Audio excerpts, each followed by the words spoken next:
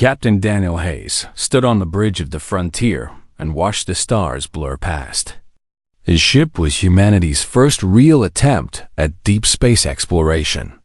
After decades of crawling through their own solar system, humans had finally cracked faster-than-light travel. Now they were heading into the unknown, ready to meet whatever was out there.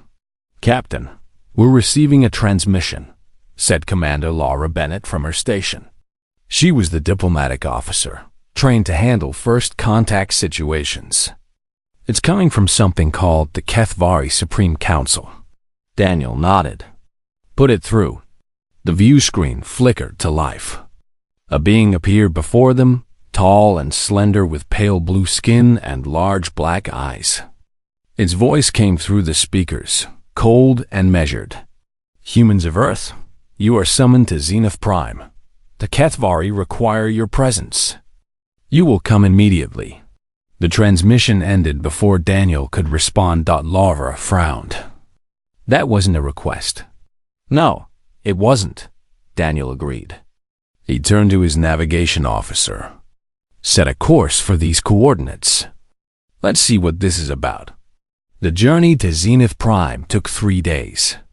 During that time, Laura dug through every piece of information they had about the galactic community. What she found made her nervous. "Captain, you need to see this," she said, bringing up files on the main screen. "The HFY aren't just another species. They run everything.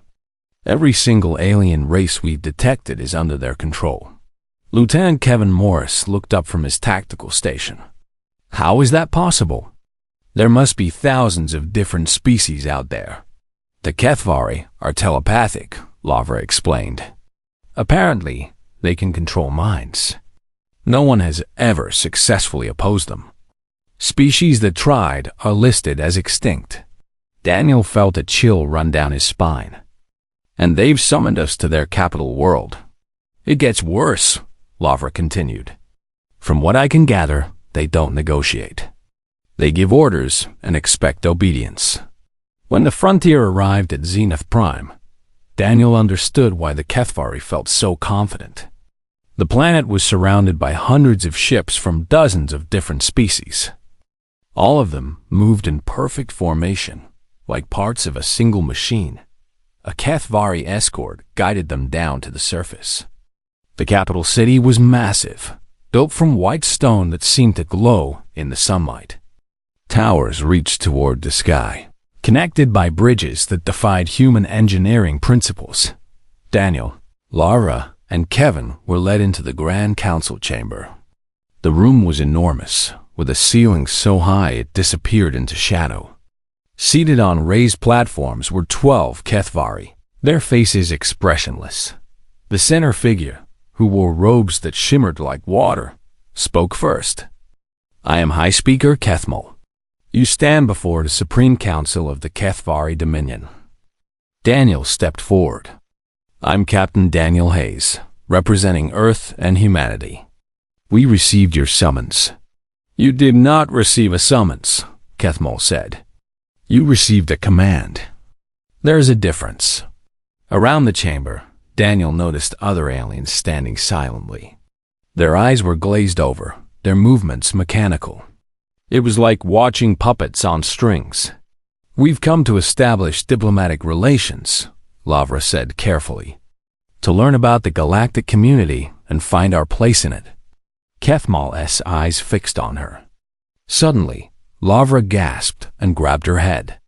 Daniel moved to help her, but she waved him off. "I'm fine," she said, breathing hard. "Just a headache." Kethmal looked surprised. Just for a moment. Then his face returned to its neutral expression. "Curious. Your mental defenses are weak, yet you resist." "We're not resisting anything," Daniel said. "We just want to talk." "You misunderstand your position," another council member said. "The HFY do not talk with lesser species. We guide them. We direct them. We ensure order in the galaxy." Kethmal raised one hand. Around the chamber, the other aliens suddenly moved in perfect unison. turning to face the humans. Their eyes were completely empty. "This is what awaits you," Kethmal said. "All species serve the Dominion. All species benefit from our guidance. You will return to your world and inform your leaders. Earth will submit to our authority. Your people will be assigned tasks suitable to their limited capabilities." Daniel felt anger building in his chest. "And if we refuse?" "Refusal is not possible," Kethmal said simply. "Those who cannot be guided must be removed. We have extinguished 17 species who proved incompatible with the Dominion's order. We do not wish to make Earth the 18th, but we will if necessary." Kevin stepped forward. "You're threatening to wipe out our entire species because we won't be your slaves?" "Slavery is a crude term used by primitives," Kethmal replied. "We offer purpose. We offer direction. We offer a place in something greater than yourselves." Lavra had recovered from whatever the Kethvari had tried to do to her. She spoke carefully. "What exactly do you want from humanity?" "Your world has resources we require," Kethmal explained. "Your people will extract them. Some humans show aptitude for maintenance work. Others will serve in menial capacities. Your military forces will be disbanded.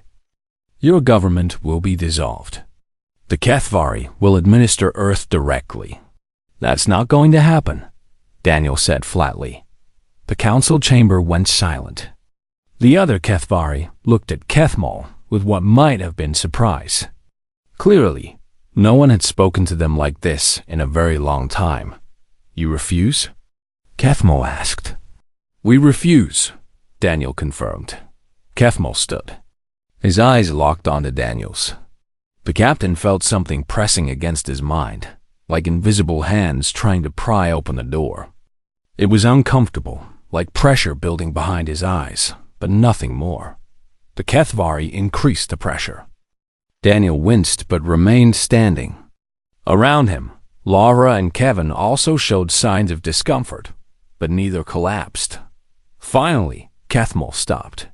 He looked genuinely puzzled now. "Your species is defective. Your minds lack the proper structure to receive guidance. Maybe we're just built different," Kevin said. "It matters not," another council member declared. "Defective species cannot be tolerated. They spread chaos and disorder. High Speaker, I recommend immediate correction." Kethmal nodded slowly. "Agreed. Captain Hayes, you will return to your world. You have 6 of your months to prepare. A correction fleet will arrive at Earth and remove the human problem." This audience is concluded. Guards escorted the humans back to their ship. Once they were aboard and heading away from Zenith Prime, Daniel called his senior staff together. "We just declared war on an empire that controls the entire galaxy," he said. "An empire that has never lost a fight. They tried to control our minds," Lavra said. "I felt it. It was like someone trying to reach into my head and take over. But it didn't work." "It didn't work on any of us," Kevin added. "Why? I don't know," Daniel admitted. "But that might be the only advantage we have. We need to get back to Earth and warn everyone. We have 6 months to figure out how to fight an enemy that has never been beaten." The frontier jumped to faster than light speed, racing toward home. Behind them, the Kethvari began assembling their fleet. They had destroyed 17 species before. Humanity would simply be the 18th. Neither side knew yet that this war would change the galaxy forever. The message from the frontier reached Earth 3 days before the ship itself arrived. By the time Captain Daniel Hayes walked into the military command center, the entire planet was already preparing for war. Admiral Christopher Wade stood at the center of a massive holographic display showing Earth and its colonies. He was a veteran of the Mars conflicts, old enough to remember when humanity thought its biggest threat was itself. "Captain Hayes," Wade said, extending his hand. "I've read your report 5 times. Tell me I'm misunderstanding something. I wish I could, sir, Daniel replied. The HFY control everything out there. Every species we detected, every civilization, all of them are under HFY domination. And they expect us to submit or die. Wade pulled up images from the Frontier sensors. These other species, they just obey? They don't have a choice, Commander Laura Bennett said. She had come with Daniel to the briefing. The HFY are telepathic. They get inside your head and take over. We felt them trying to do it to us. But it didn't work, Wade noted. No, sir, it didn't. We don't know why. A new voice joined the conversation. I might have an answer to that. Everyone turned to see Dr. Helen Parker entering the room. She was Earth's leading neurologist and had been studying the reports from the Frontier for the past 72 hours without sleep. I've analyzed the descriptions of what you experienced, Helen said, bringing up brain scans on the holographic display. The HFY use some form of direct neural interface. They project their consciousness into other minds and override voluntary control. So why didn't it work on us? Daniel asked. Helen smiled tiredly. Because human brains are weird. Earth is weird. She pulled up a comparison chart. Look at this. Every species the HFY control evolved on stable, low-radiation worlds with consistent magnetic fields. Their brains developed in calm, predictable environments. And Earth? Wade prompted. Earth is a nightmare world by galactic standards, Helen explained. Our magnetic field flips every few 100,000 years. We get bombarded by cosmic radiation. Our sun throws off massive solar flares. Human brains evolved with natural shielding against electromagnetic interference because we had to. Laura leaned forward. You're saying we're immune to telepathy? Not immune, but highly resistant, Helen corrected. The HFY's mental attacks feel uncomfortable to us, like a bad headache. But they can't actually take control. We're the first species they've encountered with natural defenses against their primary weapon. The room went quiet as everyone absorbed this information. If telepathy is their primary weapon, Lieutenant Kevin Morris said slowly, what about their secondary weapons? Their ships, their actual military technology? Wade pulled up intelligence gathered from long-range observations. That's what worries me. We don't have enough data. The answer came from an unexpected source 2 weeks later. A small alien ship appeared at the edge of Earth's solar system, broadcasting a distress signal. When brought aboard a human station, the sole occupant identified himself as Ambassador Torvin of the 7th Fleet. The Torvin looked like a cross between a lizard and a bird, with scaled skin and bright, intelligent eyes. Unlike the mind-controlled aliens Daniel had seen on Zenith Prime, this one was clearly acting of his own will. You must listen, Torvin said, speaking through a translation device. The HFY fleet is gathering.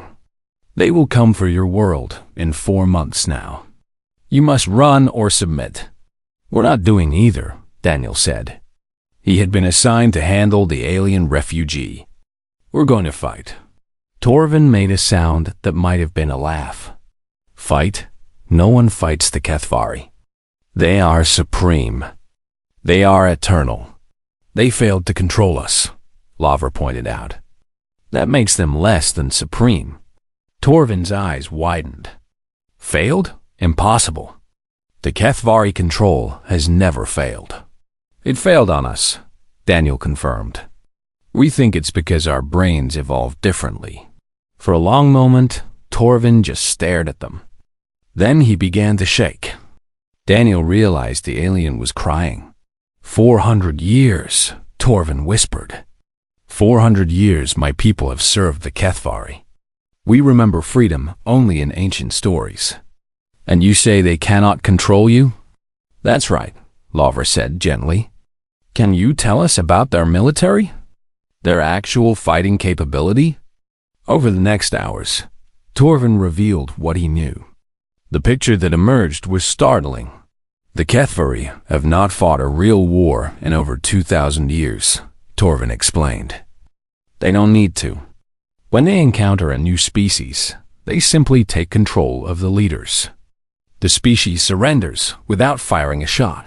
Lieutenant Amy Rodriguez, a tactical analyst, jumped on this. What about the species that resisted? The 17 extinct races? The Kethvari use controlled species to destroy them, Torvin said. They turn your neighbors into weapons against you. Your own allies become your executioners. But what about the Kethvari themselves? Amy pressed. Their ships, their weapons, their soldiers? Torvin thought carefully. I have served on their vessels. I have seen their technology. It is old. Very old. They do not innovate because they do not need to. Why improve your weapons when you can control your enemy's mind? Helen Parker had joined the interrogation. How old is their technology? The ships I've seen use designs from before my species even achieved spaceflight, Torvin said. Perhaps 3,000 years old, maybe older. The Kethvari saw no reason to advance. Supremacy made them stagnant. Wade and Daniel exchanged looks. This was the opening they needed. Over the next 3 months, Earth transformed itself. Every shipyard worked overtime building new vessels. Engineer Greg Sullivan led teams designing ships with redundant systems and manual backups for every function, making them harder to sabotage even if the Kethvari found a way to affect human minds. Amy Rodriguez studied every scrap of information about Kethvari tactics. The pattern was always the same. They approached, they dominated minds, they won without fighting. They had never needed to develop real combat doctrine. Helen Parker's team worked on a different problem. If humans were naturally resistant to Kethvari telepathy, could they share that resistance with others? I think I can do it, Helen announced at a meeting 3 months into their preparation. A helmet that generates a low-level electromagnetic field matching the natural interference pattern of Earth's magnetic field. It won't make aliens immune like us, but it should disrupt Kethvari control enough to break their hold. How many can you make? Wade asked, with every factory on Earth working on it? Maybe a few 100,000 in the time we have left. Make them, Wade ordered, and send the designs to every colony, every station. We're going to need all the help we can get. Torvin proved invaluable during the preparations. He knew the layout of Kethvari ships, their standard formations, their expectations. He also helped Daniel understand something crucial. The Kethvari have never known fear, Torvin said one day. They believe themselves above such emotions. When you hurt them, when you make them bleed, they will not know how to respond. Good, Daniel said grimly. We're going to teach them. 2 weeks before the deadline, Earth received word from its outer colonies. Kethvari scout ships had been spotted. The invasion fleet was coming. Wade assembled his commanders for final orders. Daniel would lead the defensive fleet at Titan Station, humanity's furthest colony. It would be the first point of contact. Remember, Wade told them, the Kethvari expect us to fold immediately. They expect their mental domination to work. When it doesn't, they're going to be confused. Use that confusion. Hit them hard and fast. Daniel looked at the 30 ships under his command. 30 vessels against an empire that controlled thousands of worlds. The odds were terrible, but humans had faced terrible odds before. All ships, this is Captain Hayes, Daniel broadcast to his fleet. In a few days, we're going to meet an enemy that has never lost a battle. An enemy that thinks it's supreme, that thinks it's unbeatable. Let's show them what happens when you underestimate humanity. The response from his fleet was immediate. 30 ships acknowledged, their crews ready. On Earth, billions watched and waited. Messages arrived from subjugated alien species, most advising surrender. A few, very few, expressed quiet hope. The Kethvari fleet approached Earth's territory with absolute confidence. They had done this 17 times before. The 18th would be no different. They were very, very wrong. The HFY fleet emerged from faster-than-light travel like a swarm of insects. Captain Daniel Hayes watched from the bridge of the frontier as hundreds of ships appeared on his sensors. The flagship alone was 3 times the size of any human vessel. Contact in 30 minutes. Lieutenant Kevin Morris reported from Tactical. I'm counting 473 ships total. How many are HFY? Daniel asked. Only about 50. The rest are from controlled species. That matched what Torvin had told them. The HFY preferred to let their slaves do the actual fighting. Commander Laura Bennett moved to Daniel's side. The civilian evacuation from Titan Station is almost complete. Just a few more transports. Tell them to hurry, Daniel said. We're running out of time. On the flagship of the HFY fleet, Supreme War Leader Zethkar observed the human vessels with mild interest. 30 ships against his fleet. The humans were either incredibly brave or incredibly stupid. Probably stupid. Begin the standard approach, Zethkar commanded. Project Dominance Field at maximum strength. Let us end this quickly. His subordinates obeyed. Across the HFY vessels, telepaths focused their combined mental power and projected it toward the human fleet. It was a wave of pure psychic force that had broken the will of countless species. On the frontier, Daniel felt it hit. His head throbbed. His vision blurred for a moment. Around the bridge, his crew grabbed their heads and groaned. Then it passed. Status report, Daniel called out. All ships responding, Captain, Lavra said, reading her console. Everyone reports the same thing. Bad headache, then nothing. Daniel allowed himself a small smile. They just fired their best weapon and it bounced off. Let's make sure they know it. All ships, begin attack pattern Alpha. Target the controlled vessels first. The human fleet surged forward. They had spent months training for this moment, practicing maneuvers and tactics. The HFY expected paralyzed enemies. Instead, they got coordinated aggression. Kevin launched the first missile spread. Weapons away. The missiles were crewed by HFY standards, using simple chemical propulsion and explosive warheads. But the HFY shields were designed to stop energy weapons, the kind that every controlled species used. The missiles went right through. Explosions blossomed across 3 controlled alien ships. Their shields flickered and died. Direct hits, Kevin reported. Enemy ships are damaged but still functional. Hit them again, Daniel ordered. On the HFY flagship, Zethkar stared at his displays in confusion. Why are they not paralyzed? Increased telepathic pressure. The HFY telepaths strained harder. On human ships, headaches got worse. Some crew members got nosebleeds. But no one lost control of their mind. It's not working, War Leader, one of his subordinates reported. I can see that, Zethkar snapped. Deploy controlled forces. Overwhelm them with numbers. The alien ships, their crews mentally enslaved, moved to attack. But they moved sluggishly.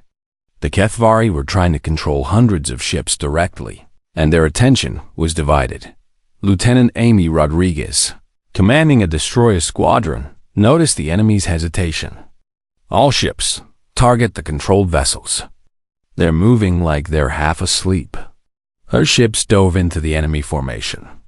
The controlled aliens tried to respond, but their reactions were slow, their aim poor. It was like fighting people underwater. Daniel saw the pattern too. The HFY are controlling them directly. They're using so much mental energy that their slaves can barely function. Then we have an advantage, Lavra said. Our crews are acting on their own judgment. The battle spread across the space around Titan Station. Human ships used tactics the HFY had never seen before. They divided into small groups, attacking from multiple angles. They used debris fields for cover. They adapted on the fly to changing situations. The HFY fleet, dependent on central control, struggled to keep up. When Zethkar ordered his left flank to advance, it took precious seconds for the command to reach the controlled crews. By then, human ships had already moved to exploit the gap. "This is impossible," Zethkar muttered. "They should be broken by now. They should be surrendering." Major Patricia Cole led the first boarding action. Her Marines used breaching pods to attach to a disabled alien vessel. When they cut through the hull, they found the alien crew sitting motionless at their stations, eyes glazed over. "They're like robots," Patricia reported back to Daniel. "They're not even defending themselves." "Take the ship intact if you can," Daniel ordered. "We need intelligence." Patricia and her team secured the vessel without firing a shot. The controlled aliens simply sat there, waiting for orders that would never come. The battle continued for 3 hours.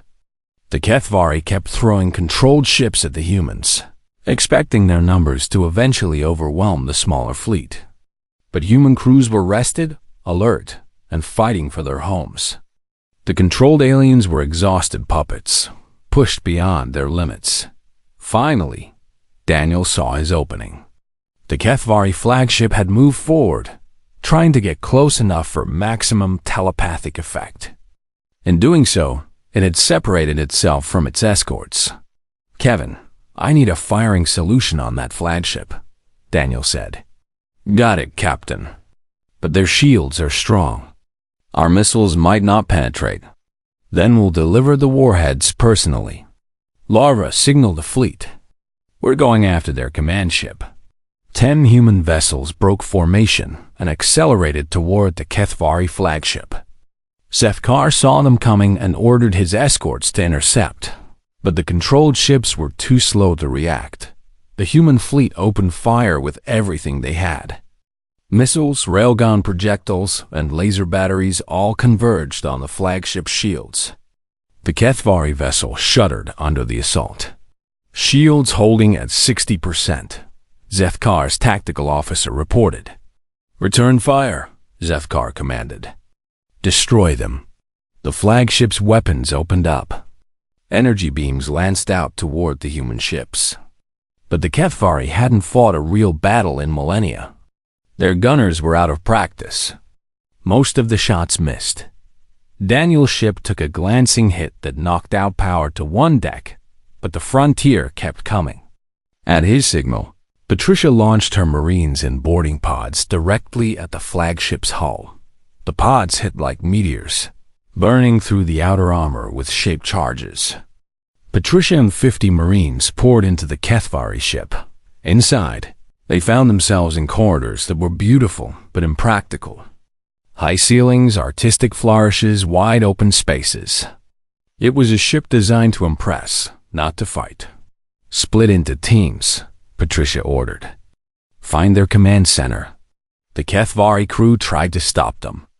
But the HFY had evolved as telepaths, not warriors. Their bodies were tall but thin, their muscles weak. When Patricia's Marines encountered them in hand-to-hand combat, the results were one-sided. A HFY soldier tried to project fear directly into Patricia's mind. She felt it like a cold wind but kept moving. Her rifle butt caught the alien across the face, dropping him instantly. "They're fragile," Patricia reported. "Physically, they're no match for us." Zethkar felt panic rising in his chest, an emotion he had never experienced before. His telepathy was useless. His controlled forces were being cut down. And now humans were inside his ship, fighting their way toward him. "Security teams to the command deck," he ordered. But his security teams were trained to intimidate subjugated species, not to fight determined soldiers. Patricia's team reached the command deck and blew the door. They rushed in to find Zethkar standing alone, his crew having fled or been knocked aside. The war leader tried one last time to dominate Patricia's mind. She felt pressure behind her eyes, like someone pushing on the inside of her skull. Then it faded. "You're under arrest," Patricia said, raising her weapon. Zethkar stared at her. In 2,000 years, no Kethvari military leader had ever been captured. The concept was literally unthinkable. "This cannot be," he whispered.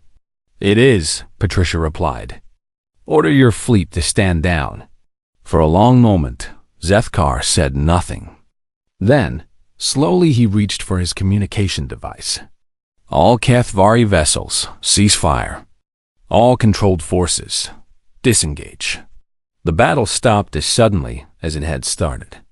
The controlled alien crews, released from the immediate mental pressure, simply drifted in space, confused and disoriented. Daniel surveyed the battlefield. His fleet had lost 3 ships and taken heavy damage on 5 more. But the Kethvari had lost their flagship, 37 controlled vessels, and the thing they valued most, their mystique of invincibility. "Signal Earth," Daniel said. "Tell them we won." All across the galaxy, subjugated species received the news. The Supreme Kethvari had been defeated. For the first time in 2,000 years, their control seemed less than absolute. Some species dared to hope. Others feared what would come next. But everyone knew the galaxy had just changed forever. Admiral Christopher Wade stood before the holographic display showing the galactic map. In the 3 months since the battle at Titan Station, everything had changed. Red markers showed Kethvari strongholds. Blue markers showed liberated worlds. The blue was spreading. "Next target is Korath 7, Wade said, pointing to a mining world deep in Kethvari territory. "Intelligence suggests they're holding 10,000 alien workers there." Captain Daniel Hayes studied the tactical data. Since capturing Supreme War Leader Zethkar, he had been promoted to lead humanity's offensive operations. "What kind of resistance are we expecting?" 2 Kethvari cruisers and maybe 20 controlled security vessels, Lieutenant Amy Rodriguez reported. She had become their expert on Kethvari tactics. "Standard garrison setup. We'll hit them hard and fast," Daniel said. "Same strategy as before. The Kethvari still haven't adapted to fighting an enemy they can't control." Commander Lavra Bennett brought up another concern. "We're getting more volunteers from freed species. The Torvin sent 3 ships last week. The Qualics sent 5. They all want to fight. Can we trust them?" Wade asked. "Dr. Parker's telepathic shielding helmets are working," Lavra said. "As long as they wear them, the Kethvari can't retake control. But they're afraid. 2,000 years of slavery doesn't go away overnight." Daniel had seen that fear firsthand. When they liberated alien workers, many refused to believe they were truly free. Some begged to be put back under Kethvari control because it was all they knew. "We'll take the volunteers who are ready," Daniel decided. "Place them in support roles for now. Let them build confidence." Engineer Greg Sullivan entered the briefing room carrying a data tablet. His teams had been reverse engineering captured Kethvari technology for months. "You need to see this," Greg said, pulling up schematics. "We've analyzed their ships, their weapons, everything. It's all ancient. Like, seriously ancient. Their newest design is over 1,500 years old. They stopped innovating," Wade said. "It wasn't a question. Completely. Why improve your technology when you can just control your enemies' minds?" But here's the interesting part. Greg zoomed in on a power distribution system. Their ships are incredibly efficient. They could have upgraded to more powerful weapons 1,000 years ago, but they never needed to. Their shields could be twice as strong with simple modifications. They just never bothered. "Arrogance," Amy said. "They thought they were supreme, so they saw no reason to improve." "Which gives us another advantage," Daniel noted. "Our technology is crude compared to what they could build, but it's advancing fast. Theirs is stagnant." A communication came through from the science division. Dr. Helen Parker appeared on the screen, looking excited. "Admiral, we've made a breakthrough," Helen said. We've been studying war leader Zethkar and other Kethvari prisoners. Their telepathy isn't as all-powerful as we thought. Explain, Wade ordered. They can only control a limited number of minds at once. When they try to dominate large populations, they have to work together in groups. And there's a range limit. The further away they are, the weaker their control. Helen pulled up data charts. During the battle at Titan Station, we saw their controlled ships moving slowly because the Kethvari were dividing their attention. They literally cannot multitask the way we can. So, if we force them to control multiple fronts simultaneously, Daniel said slowly, we can overwhelm them. Exactly. Their supreme control is actually a weakness when facing an opponent who can resist it. Wade began formulating a new strategy. Instead of single, concentrated attacks, humanity would launch simultaneous strikes across multiple systems. Force the Kethvari to spread their telepaths thin. The offensive began 2 weeks later.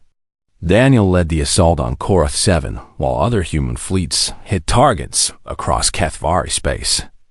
The mining world's garrison never stood a chance. When Daniel's Marines landed, they found the alien workers chained in underground facilities. The conditions were horrific.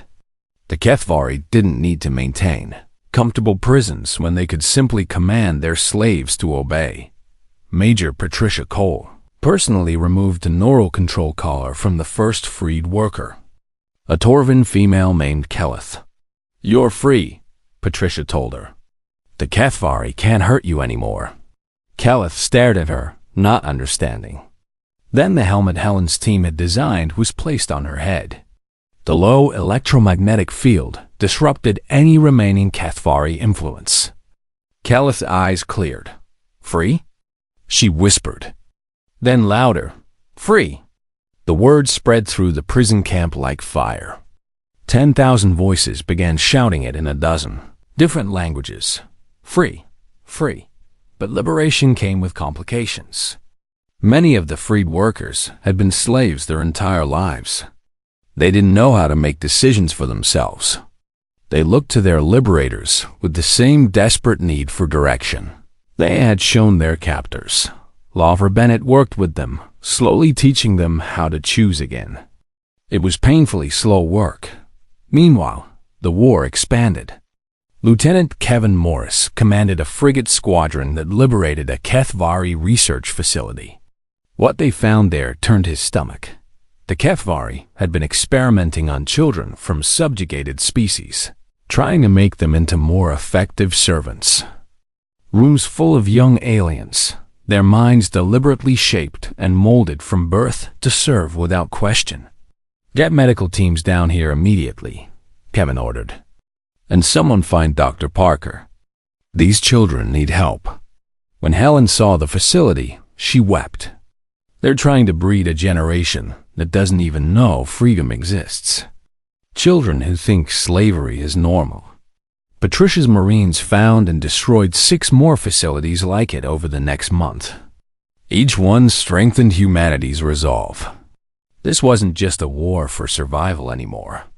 It was a war to end an evil that had existed for 2,000 years. The Kethvari High Council, meeting on Zenith Prime, watched their empire crumble with growing alarm. High Speaker Kethmal called for emergency measures. We must destroy the human homeworld, one council member argued. Cut off the head of this resistance.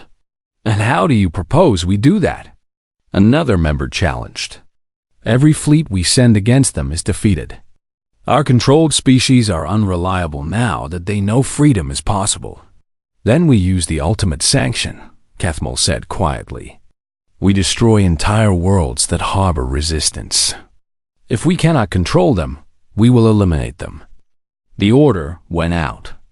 Kethvari ships began targeting populated worlds for destruction.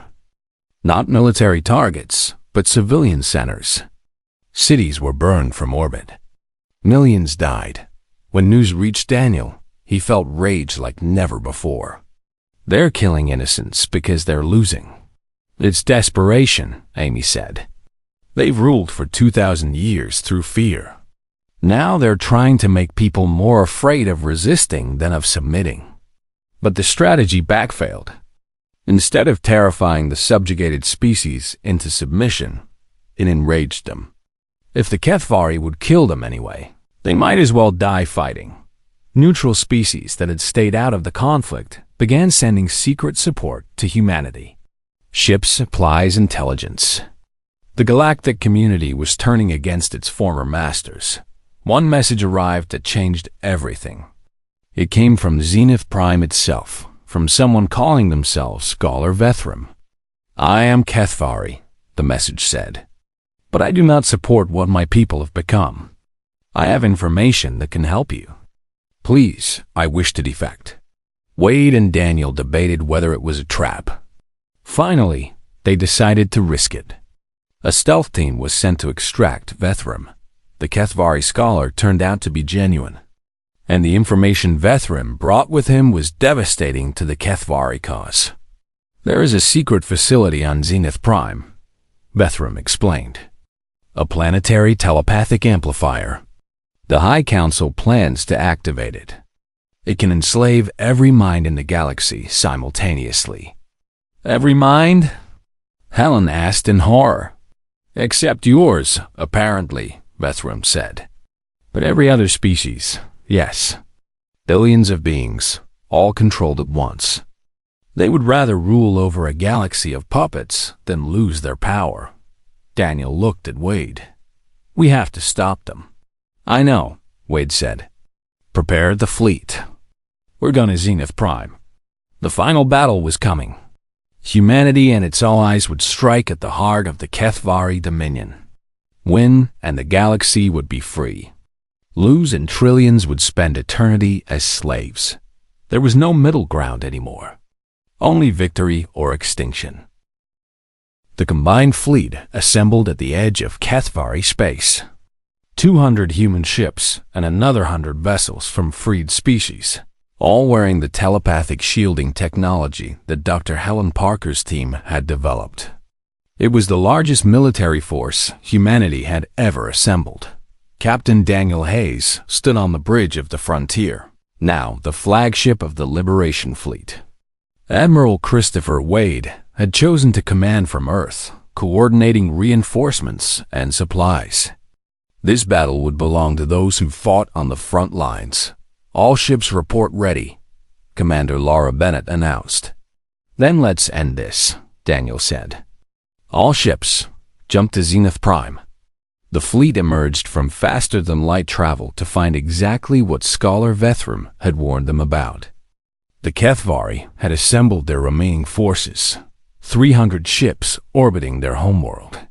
But it was what sat on the planet's surface that made Daniel's blood run cold. The telepathic amplifier was massive. A tower reaching into the sky, with thousands of satellite dishes spreading across the landscape. At its base, sensor readings showed thousands of alien life signs. "They're using slaves as biological batteries," Helen said from her station. "Channeling their mental energy through the amplifier to boost the signal. How long until it activates?" Daniel asked.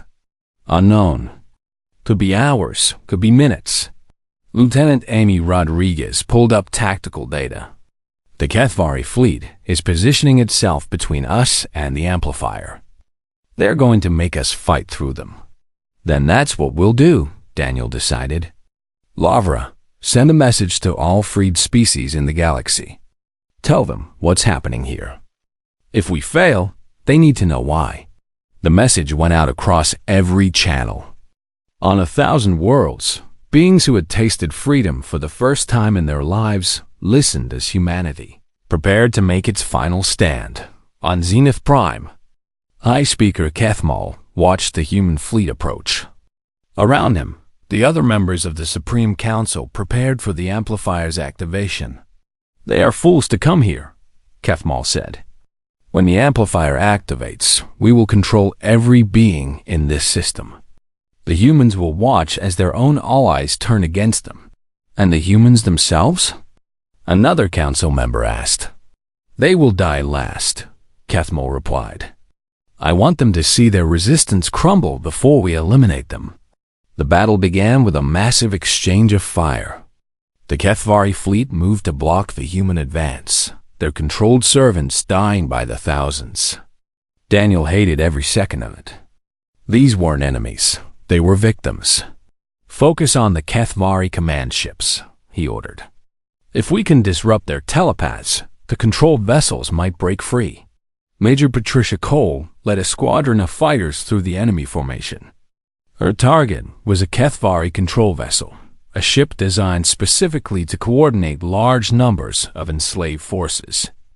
If she could take it out, hundreds of controlled ships might regain their freedom. "Engaging target," Patricia reported as her squadron opened fire. The control vessel tried to evade, but it was slow, designed for coordination rather than combat.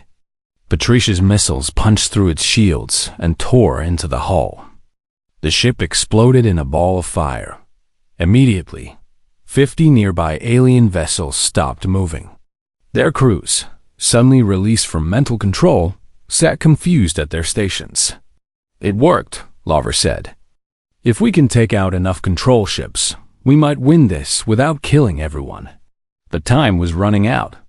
On the surface, the amplifier began to glow with an eerie light. "Daniel, the amplifier is powering up," Helen warned. "We have maybe 10 minutes. Then we're out of time for subtlety," Daniel decided. "Kevin, I need a strike team on the ground. Now." Lieutenant Kevin Morris had been preparing for exactly this. "Marine transports are ready. We'll punch through their defenses and land near the amplifier." "I'm going with you," Daniel said. "Captain." "Your place is on the bridge," Lawver protested. "My place is wherever I'm needed most," Daniel replied. "You have command, Laura.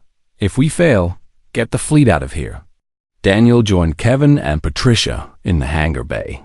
50 Marines loaded into assault transports, each one equipped with the best weapons and armor humanity could provide.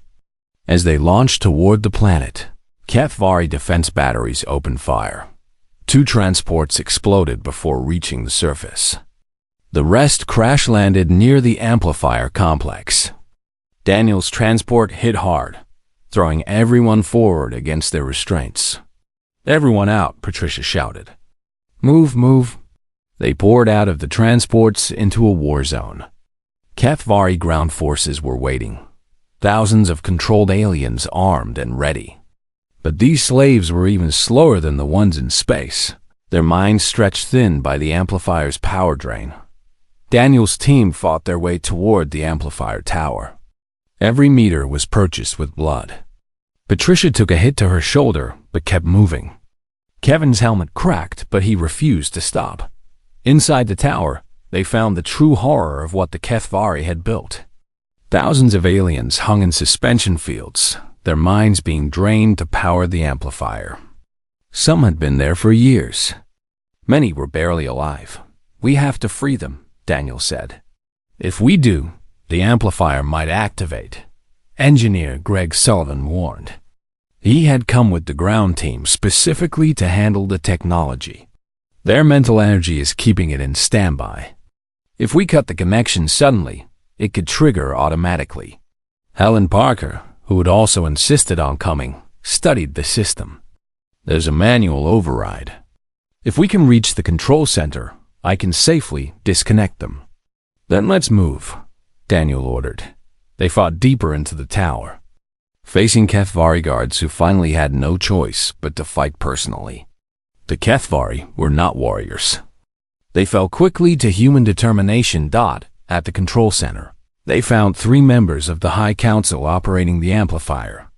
High Speaker Kethmal turned to face Daniel with cold hatred in his eyes. "You have already lost," Kethmal said. "In moments, this device will activate.